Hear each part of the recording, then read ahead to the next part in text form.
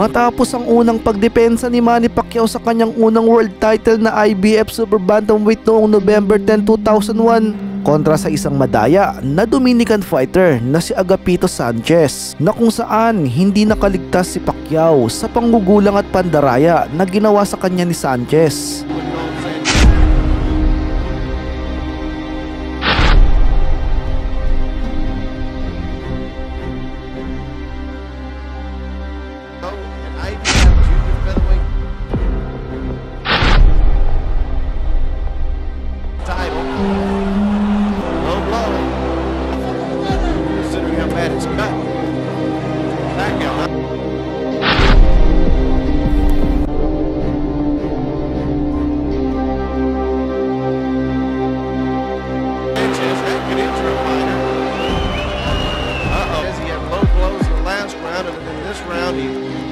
Basic takedown, and now you can see Merciless Manny is man. The bout is officially declared a draw. Each champion will retain his title belt. The bout is a draw. Each champion retains his belt.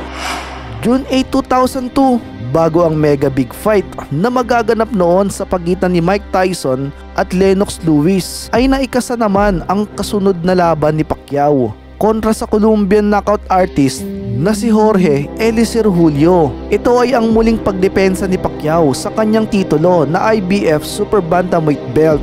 Hindi birong kalaban ang makakatapat dito ni Manny Pacquiao. Bukod sa lamang ito sa experience, sa mga hindi pa po nakakaalam, si Jorge Julio ay 2 times world champion at matagal na lumaban sa mga Olympic tournament at nakapag-uwi ng iba't ibang medalya para sa kanilang bansa. Dagdag pa rito ang dissenting record dito na 44 wins, 32 via knockouts at 3 losses lamang. Samantalang si Manny Pacquiao naman ay mayroon lamang ring record na 33 wins, 24 knockouts, 2 losses at 1 draw noong panahong iyon. Sa pagsapit ng mismong laban ay mapapansin sa mukha ni Julio na wala man lang itong pinapakitang pagkabahala, panguya-nguya lang ng chewing gum, at tila ba nasa isip nito na magiging magaan lamang ang laban at sigurado na ito na matatalo nito at makukuha ang titulo na hawak ni Pacquiao.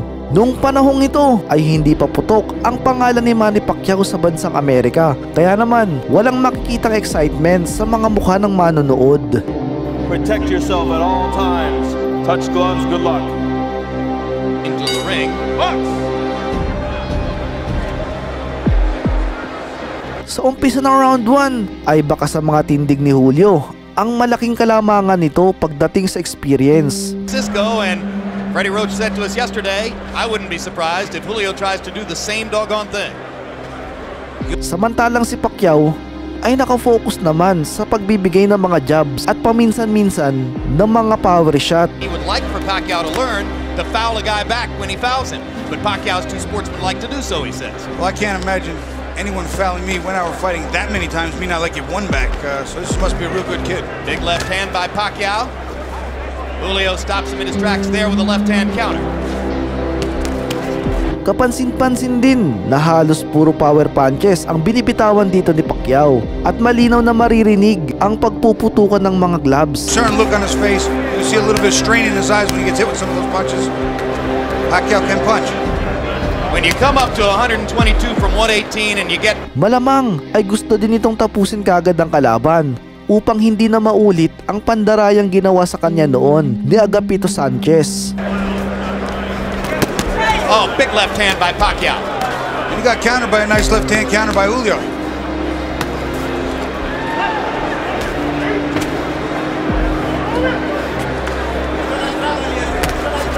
Sometimes the first couple of punches might rock you, but then you taste the power and sort of get used to it, right, Bobby? Well, you know, there are times that you can sort of adjust to it, but if you get caught one of those and you're not looking, I'll tell you what, your legs come right out from under you. When you catch you looking, boy, oh boy, it hurts so much more.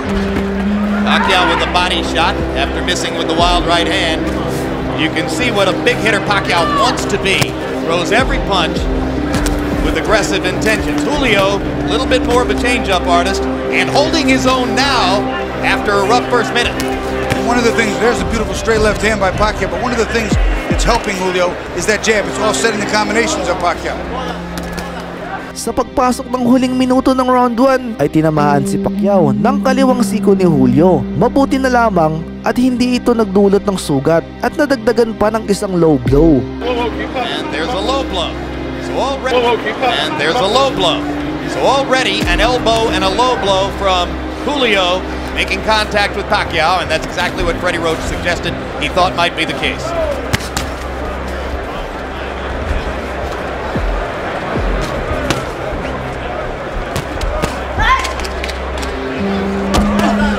Punch that hard as Pacquiao takes a lot of... Maya-maya pa, isang malakas na kaliwa ang naikonekta ni Pacquiao at ito ay tumama sa mukha ni Julio. Hindi kaagad bumagsak si Julio, ngunit halata sa Colombian fighter na nasaktan ito. Energy to start those punches. Oh, that's a huge left-hand shot, and the right-hand shot.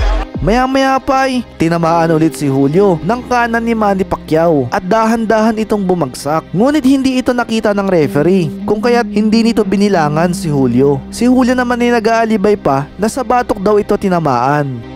It takes the same amount of energy to stop him. You could get prematurely fatigued. You have to make those punches hit something. Body shot by Pacquiao. Julio seems a little bit flustered by Manny's power.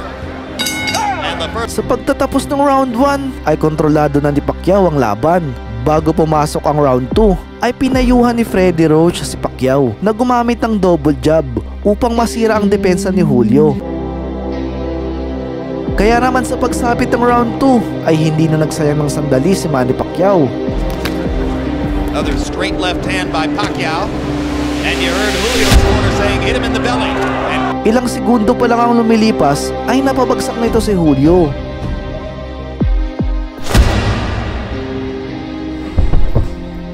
At agad naman na ginampanan ng referee ang trabaho nito. In the corner, double jab and throw the left hand. He did it. Look what we see.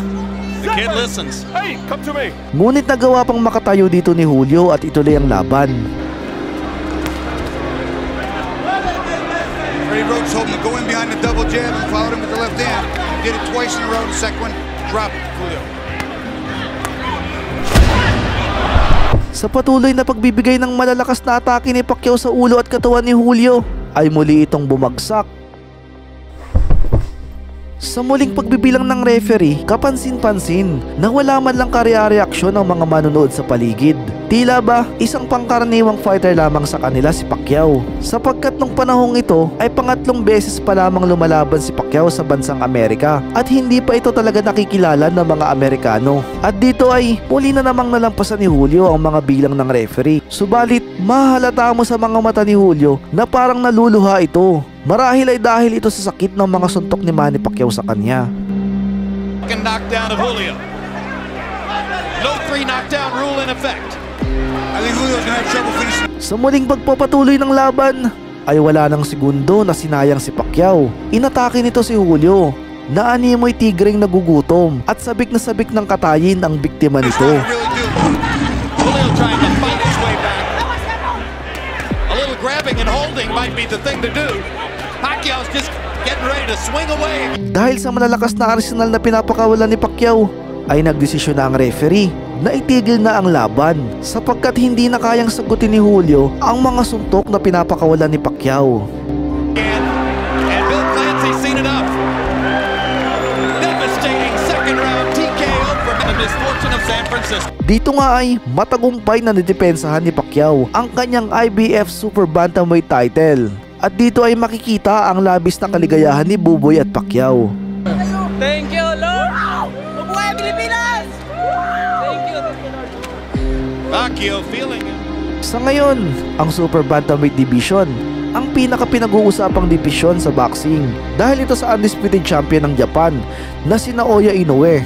Ang Super Bantamweight ay isa rin sa mga dibisyon na pinagharian noon ni Pacquiao. Ngunit ano kaya ang mangyayari kung sakaling sa panahong ito sumikat si Inoue at nagkasabay sila ng prime ng ating pambansang kamao? Tatawagin pa rin kaya itong The Monster? Kung nabitin ka naman sa ating video ay inaanyayahan kitang mag-subscribe at pindutin ang bell button para updated ka sa mga kalidad na boxing topic. Maraming salamat po.